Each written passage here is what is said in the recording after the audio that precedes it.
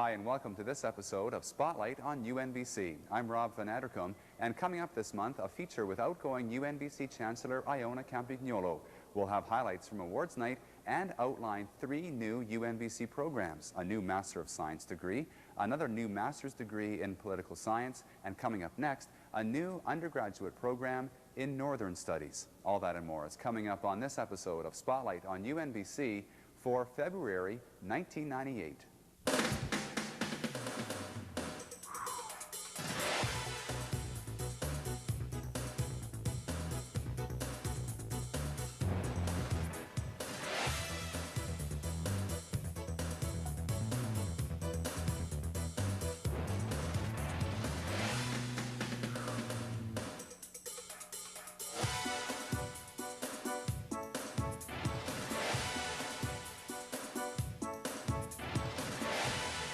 It may seem odd that UNBC has only now created a degree in Northern Studies. Northern issues are, after all, prevalent in almost every other degree program at UNBC, but this new Northern Studies degree will be unique in all of Canada and capitalize on the Northern expertise of faculty in such diverse fields as anthropology, economics, or history.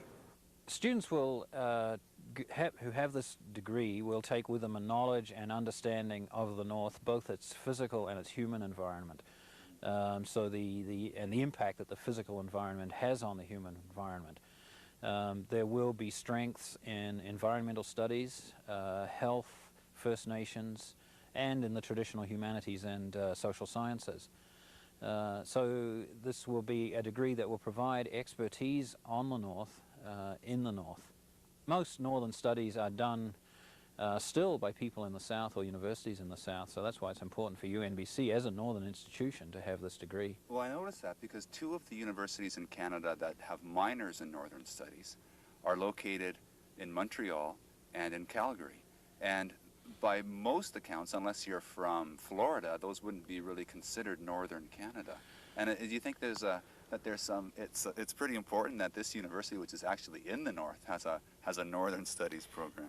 Oh, very much so. I mean, we live with the North every day, as we can see around us right now, as we're standing here in the cold and the snow.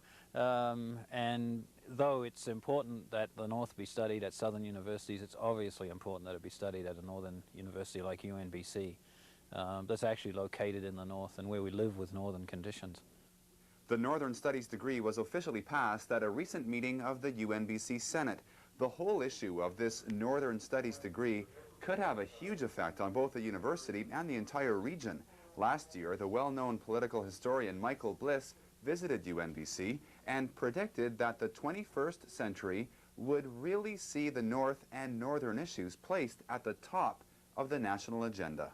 I think that in the 20th century, we had a lot of premature attempts at Northern development. 100 years from now, that'll be looked back on as just the beginning, and the real development will come in the 21st century.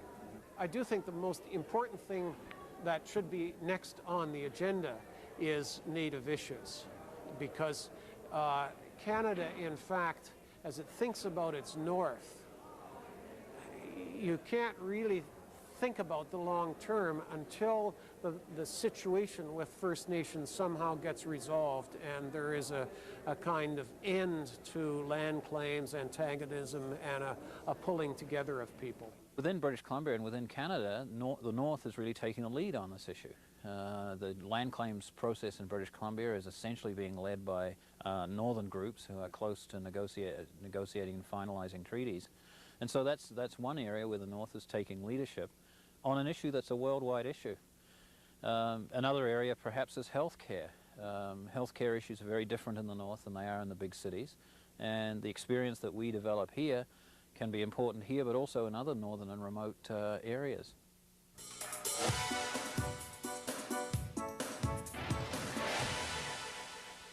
The new Northern Studies degree will be offered at the undergraduate level, but there are also 2 new graduate level offerings. More on the revised political science program in a minute, but first, a look at a brand new Masters of Science degree, which will allow, for the first time at UNBC, graduate level study in fields such as mathematics, computer science, physics, and chemistry. We formerly had only a biology master's degree per se in the natural sciences. Then there was a natural resource management type degree, another one in environmental studies. So this new degree stream is in addition to what we had previously. It's an expansion of our offerings, and the way it fits into the university is that we have faculty members in physics and chemistry, in mathematics, computing science that have very active research programs, and formerly they had no means of taking in graduate students, offering that graduate level education and training and research capacity, which we can now do. The program is divided into two main streams, one in natural resources and environmental sciences, and the second in mathematical computing and the physical sciences. I just want to take the courses and see what happens with them. Looking at it as a door opening to something new that I had never really considered before last year. Erin Beveridge is one of the first students to enroll in this new program. She is pursuing a master's degree with a focus on mathematics. I just really love math. I know most people won't relate to that, but I really, really like it, and I was at a point when I came here that I was sort of tired of it, and my instructors here showed me what I really loved about it. So the whole thing is the kernel. Each of these blocks makes up the kernel. Right. We're a science-dominated university by comparison with most others, and to the extent that it differentiates us, it makes us different. That's both a strength, and of course it can be a weakness as well. But in this case, I think having these additional graduate programs will strengthen our overall academic programming and the quality of our offerings. UNBC's strength in the sciences is also evident at the undergraduate level. Recent enrollment numbers show that nearly 50% of students at UNBC are pursuing a bachelor's degree in a science discipline. That, as you can see, is much higher than other BC universities and the national average. Science students are also involved in a number of local programs, including a high-profile project using the electron microscope to analyze air pollution. And what we're trying to do here is just looking at what's in the air that we are breathing in. About the fancy machinery, well, you know, state of the art, we are using the electron microscope to look at the shape, the size, and the chemical composition of what we are breathing in from the air in Prince George. And the implications to our findings will be significant to the planning of the Prince George airshed, how to manage the air in Prince George. Basically looking at contribution from industrial sources. By looking at the detailed composition, we'll be probably able to tell the origin of those fine particulates in the air. The sources of air pollution are many and include industrial sources as well as vehicles and the dirt spread over the roads during the winter. I'm almost halfway through looking at the number of particles. I'm looking at 8,000 particles. And basically, before I do the stats, I won't really know because I'm looking for the correlations.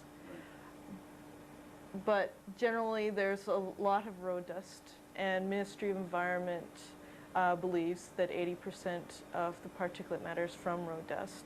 What you're looking at right now is what a Teflon filter, which is the filter that the Ministry of Environment uses in their PM10 samplers, what it looks like. It's this almost kind of like webby. And as you can see, you have the particles are embedded onto the filter. Now you have many different shapes and types of particles, and what I'm looking at is I'm looking at the morphology, the size, both an X and a Y coordinates, and also the chemical composition of the particles. Look here on this particle, it's spherical. Generally, spherical particles are formed from combustion sources. And so I would have a look and see what kind of size range you're looking at. This is 3.31 microns by about 3.24, and it's a sphere. Now, the next thing that I'd want to do is I'd want to look and see what kind of chemical composition is happening here. So I have to increase my beam. With this new machine, we can look at 1-2 microns, so really small. So you slice your hair into 100 pieces and look at each piece, and you could determine the chemical composition. Can you imagine that? I mean, this is one of the beauty of this machine. You could look at things really, really small. And I think that's important, especially with respect to the dust, because those little things are the one that is going into your lungs, that are sticking into the tissues in your respiratory tract, that will cause some health problems in the future. So with this machine, yeah, we can look at those things. Away from the high-tech electron microscope, UNBC student Jason Yarmish is passing on his love of science to elementary school students. Jason is a UNBC fisheries student and regularly visits elementary schools to teach kids about salmon. Where in a fish, where's the heart? Right up where? Here? You know, in here somewhere? Where is it? Okay, well, you guys are wrong. The heart of a fish is in his head. And do you know why? Because the body is soft, but his head is really hard.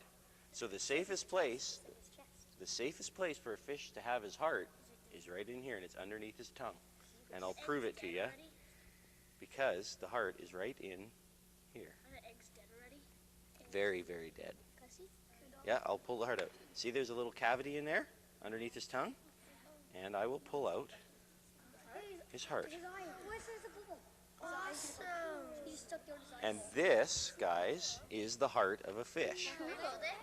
Now, okay, what I want you to do is just take a quick peek at it and pass it along so everybody gets a quick chance to look at it.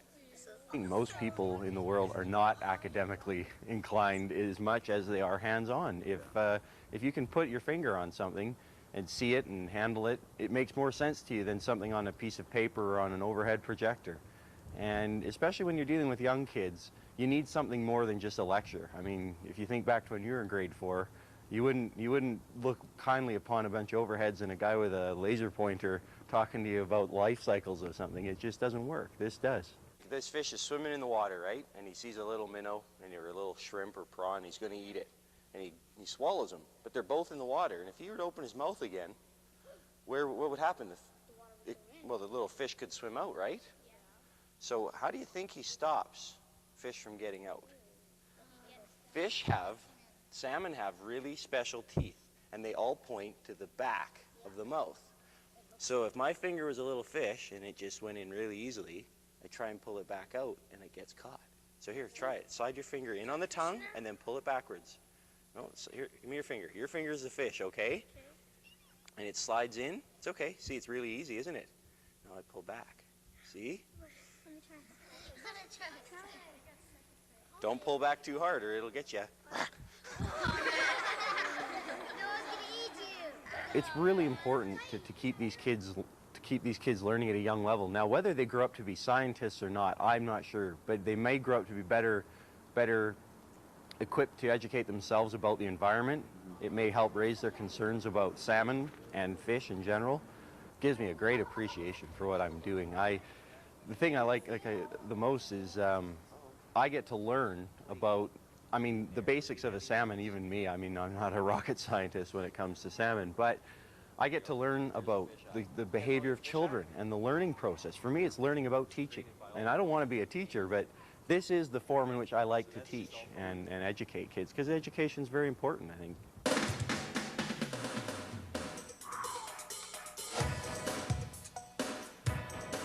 The new master's degree in political science will have a particular focus on the politics of the North, especially in regards to local government, Aboriginal land claims, and Russian politics. We've narrowed down and decided to build on strengths that we've developed over the past few years. And that is in the comparative politics of small towns and rural areas. And the emphasis on comparative is that we do a lot of work in northern British Columbia and northern Canada, but we've also developed a real niche area in northern Russia and other northern countries. So we want to build on those exciting areas. There's a number of students who are from the north or northern regions in Canada that do want to focus their research on issues that are relevant to them, whether they're working in the private or the public sector. And so this MA does give northern residents that opportunity to focus on areas that are of particular importance to them. Forest Renewal BC hosted an event on campus to award bursaries to a number of UNBC students who are pursuing degrees in the natural sciences. The bursaries were eligible to students who wrote essays on the future of forest sustainability. And the event also included presentations from a number of FRBC-funded research projects on exactly the same topic.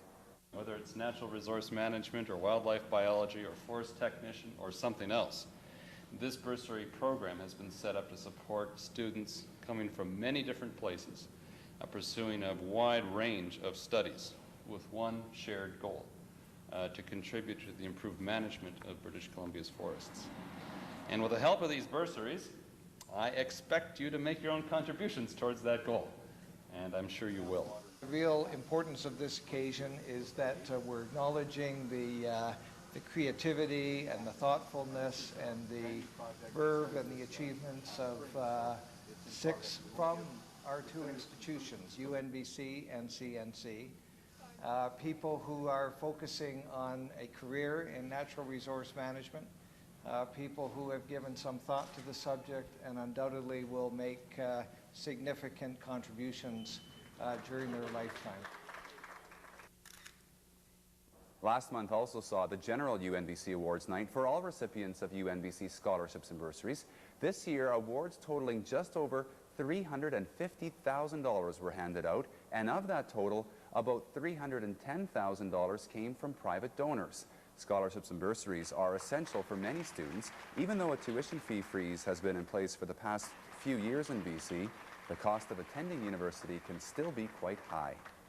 Mine was a bursary. It was the Dr. Patrick Carson bursary. It was $500, and that covers about a quarter of my tuition for the year. So I believe it's about $2,300 for the year right now. So, and that's just for paying for your professors. That doesn't include books.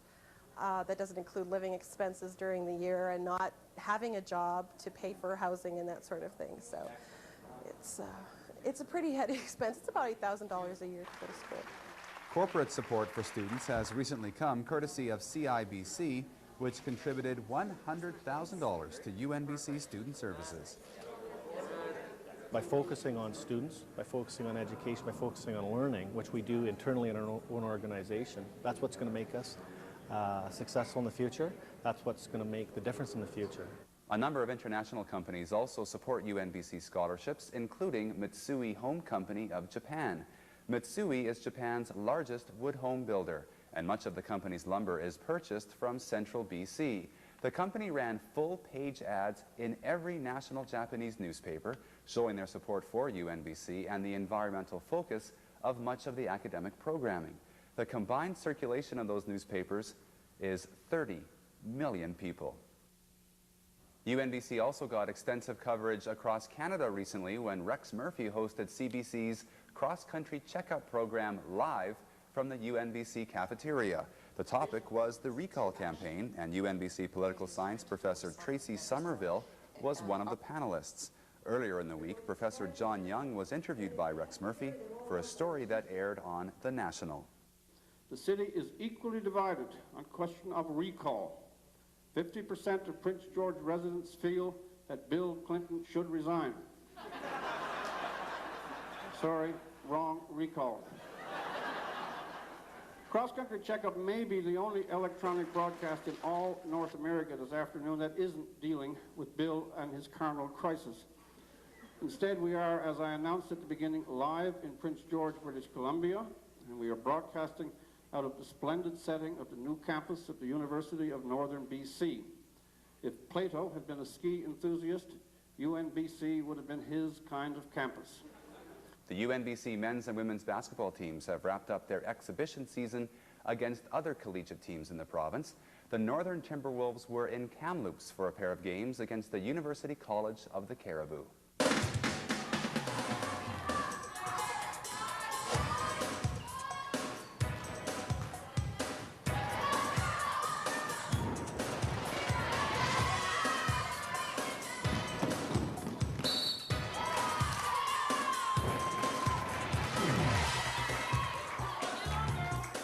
Last night we played well for about 30 minutes, but 10 minutes we kind of sat back a little. And today we just played hard all game, and bench was great, and I think that helped a lot. I think we played really well. Nicole Kerr has been a standout for the Northern Timberwolves all season. Now, despite losing both games in Kamloops, the women's team lost one of their matches by only 13 points. And this game, the Saturday afternoon contest, featured a number of highlights from both teams.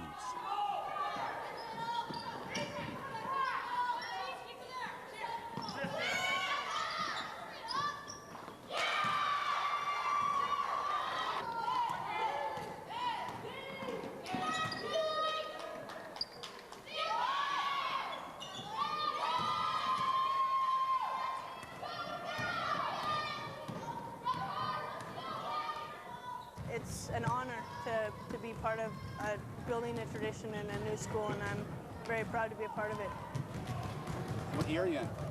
This is my first year at UNBC. And looking for 4 years of basketball success? Oh yeah, yep, for sure.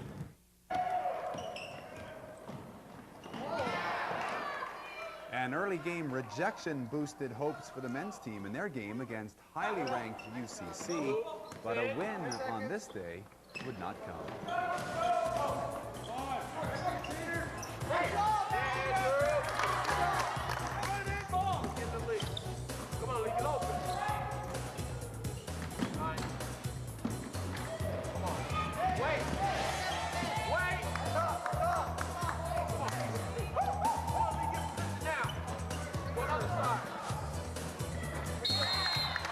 You gotta pat, you gotta penetrate to the middle and jump stop and look and see what you have. If nobody comes pick you up, you're standing there, you shoot a jump shot.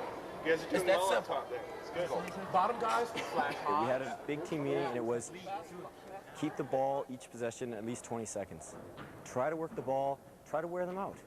Just stick to that, and we did fine. And don't turn the ball over. That was our main concern. Just relax, be patient, work the ball. And that's what we did.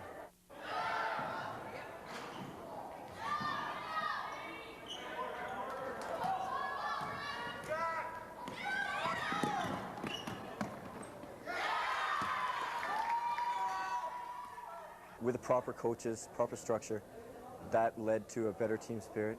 More, you come out here, we have organized plays, role players on the bench. It's an overall team now.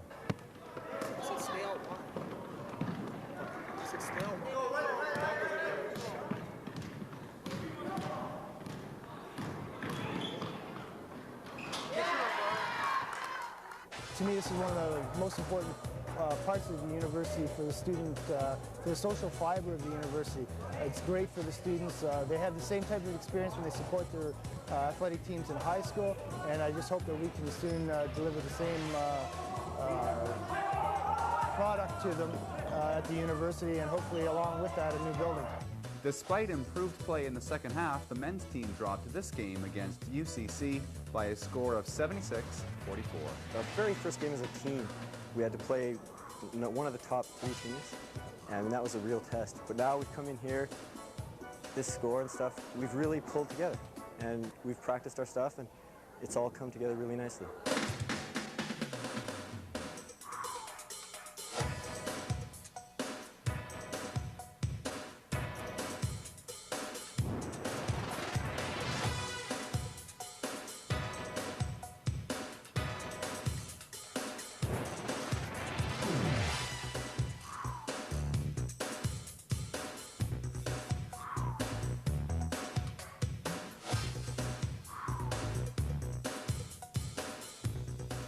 George Peterson really has a tough act to follow. 6 years ago, Iona Campagnolo became UNBC's founding chancellor. She was here for sod turning in 1992, the official opening by the Queen in 1994, and all of the convocation ceremonies to date. Iona has literally been here since day one, and a recent reception was held to mark the completion of her term. Iona is a big picture person. She is terribly impatient with petty detail. Cannot is not a word in her vocabulary as it relates to this university. She is the eternal optimist. For those of us back in 1986 and 1987 who had a dream, there can be no better person to have carried that dream forward. You have been an honor to this institution, madam, and to the people in this room, I challenge you to look at this picture over here of Queen Elizabeth and Iona and tell me which one is the more regal. Iona, thank you very, very much for all of us. There are so many of them, it would be hard to pick the best memory. I guess there was the moment that the Queen came in 1994 and got out of her car and picked up on a conversation we'd started 5 years earlier. I was amazed at her briefing and how much she admired this institution. And when she actually did come, I would say 90% of the people there were absolutely delighted that she was there. So that was a highlight. And the convocations, all the convocations, where I have fearlessly predicted sunshine and Mother Nature has obliged. Yeah. It has been remarkable. And I guess the most stirring moment for me is probably at a convocation when the first graduates came down the promenade staircase, which that staircase was built for the graduates to be seen on, and there they were. And other highlights, last summer, the first Niska graduate at Wilpelhaas-Niska of some more than 200 students. That's a big step ahead, and we're going to see more of that. And also all the, all the Chancellor's tours, really, they are quite memorable. Unveil my gift. Oh, it's very nice. She had done all these things, and she not only represented them, but she was really a model for all of those things. So I think she was just the perfect chancellor for UNBC during its formative stages. I think I was at one time the kind of person that would have done very well in this institution, but there was no institution for us. There was nowhere for us to go. And you've done so much to break down the stereotypes of Northerners and of our life that I can never thank you for the way in which you've taken hold of this issue. And I know there are going to be many learned papers in the future and graduate studies that will create all sorts of understanding of us, but in this first opening phase, it has been almost like magic for us because we have seen the difference of the Old North and the New North. I feel as if I could gather you all up and hug you. So proud do I feel. And I see at the back there, I see Bob Harkins and Dr. Mooney. Have you any idea how much it means to them and to me that this university stands as an absolute interpretation of Northerners' wishes for the better life of the future?